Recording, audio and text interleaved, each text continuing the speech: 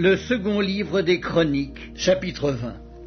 Après cela, les fils de Moab et les fils d'Ammon, et avec eux des Maonites, marchèrent contre Josaphat pour lui faire la guerre. On vint en informer Josaphat en disant « Une multitude nombreuse s'avance contre toi depuis l'autre côté de la mer, depuis la Syrie, et ils sont à Hatsatzon Tamar, qui est en En-Guédi. » Dans sa frayeur, Josaphat se disposa à chercher l'Éternel, et il publia un jeûne pour tout Juda. Juda s'assembla pour invoquer l'Éternel, et l'on vint de toutes les villes de Juda pour chercher l'Éternel. Josaphat se présenta au milieu de l'assemblée de Juda et de Jérusalem dans la maison de l'Éternel devant le nouveau parvis. Et il dit, « Éternel, Dieu de nos pères, n'es-tu pas Dieu dans les cieux et n'est-ce pas toi qui domines sur tous les royaumes des nations? N'est-ce pas toi qui as en main la force et la puissance et à qui nul ne peut résister? N'est-ce pas toi, ô notre Dieu, qui as chassé les habitants de ce pays devant ton peuple d'Israël et qui l'as donné pour toujours à la postérité d'Abraham qui t'aimait? Ils l'ont habité et ils t'y ont bâti un sanctuaire pour ton nom en disant, s'il nous survient quelque calamité, l'épée, le jugement, la peste ou la famine, nous nous présenterons devant cette maison et devant toi, car ton nom est dans cette maison. Nous crierons à toi du sein de notre détresse, et tu exauceras, et tu sauveras. Maintenant, voici les fils d'Ammon et de Moab, et ceux de la montagne de Séhir, chez lesquels tu n'as pas permis à Israël d'entrer quand il venait du pays d'Égypte, car il s'est détourné d'eux et ne les a pas détruits. Les voici qui nous récompensent en venant nous chasser de ton héritage, dont tu nous as mis en possession. Ô notre Dieu, n'exerceras-tu pas tes jugements sur eux, car nous sommes sans force devant cette multitude nombreuse qui s'avance contre nous, et nous ne savons que faire, mais nos yeux sont sur toi. Tout Juda se tenait debout devant l'Éternel avec leurs petits-enfants, leurs femmes et leurs fils. Alors l'Esprit de l'Éternel saisit au milieu de l'assemblée Zachaziel, fils de Zacharie, fils de Benaja, fils de Jéhiel, fils de Mattania, lévite, d'entre les fils d'Asaph.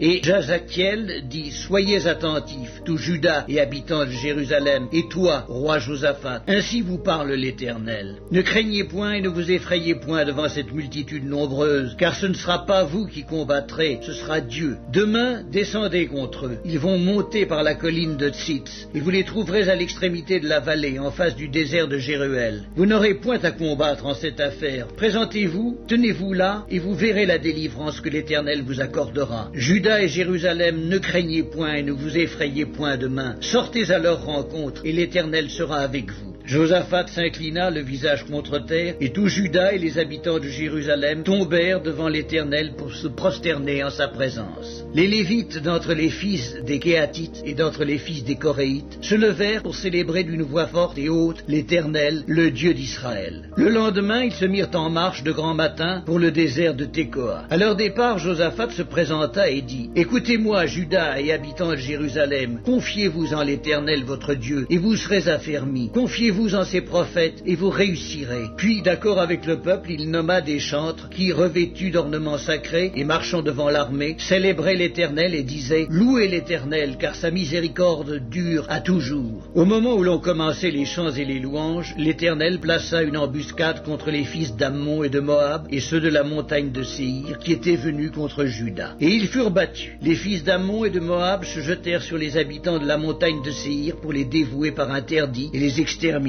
Et quand ils en eurent fini avec les habitants de Séhir, ils cédèrent les uns les autres à se détruire. Lorsque Juda fut arrivé sur la hauteur d'où l'on aperçoit le désert, ils regardèrent du côté de la multitude, et voici, c'étaient des cadavres étendus à terre, et personne n'avait échappé. Josaphat et son peuple allèrent prendre leurs dépouilles, ils trouvèrent parmi les cadavres d'abondantes richesses et des objets précieux, et ils en enlevèrent tant qu'ils ne purent tout emporter. Ils mirent 3 jours au pillage du butin, car il était considérable. Le 4e jour, ils s'assemblèrent dans la vallée de Beraka, où ils bénirent l'Éternel. C'est pourquoi ils appelèrent ce lieu vallée de Beraka, nom qui lui est resté jusqu'à ce jour.